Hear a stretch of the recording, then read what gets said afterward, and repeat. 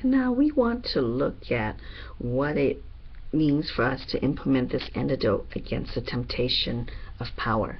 Henry Nouwen reminds us that as God's leaders, that we are first and foremost theologians. We are not just organizational or church leaders, but we are theologians. Now, his definition of theology is simply union with God in prayer.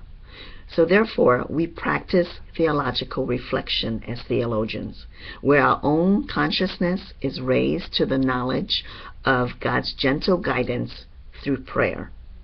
As leaders who pray, then God brings about more awareness of what is in our hearts, where he can help us to replace that which is ugly with his love and his spirit to work within our souls. Implementing theological reflection means that we pray to gain God's guidance and perspectives. In prayer, we see our hearts and imperfections. We also see that others are not perfect, but that we are all loved by God. In prayer, we see that God's heart is always about being a servant king, who is not about upward mobility, but downward mobility. In prayer, God helps us to see that instead of being power hungry, we can be people who seek to learn to love and serve others.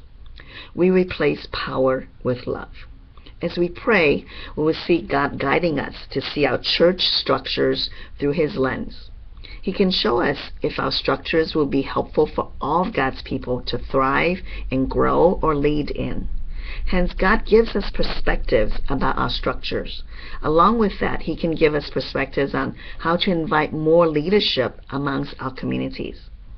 In prayer, God can also teach us to figure out more ways to have other leaders lead our congregations.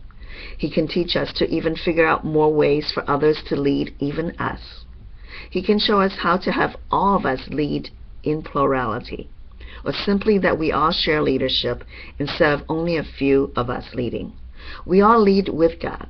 Hence, God's leaders are concerned about leadership succession, so that others will lead into the future. Next, Kelsey will share a story about how this can be implemented.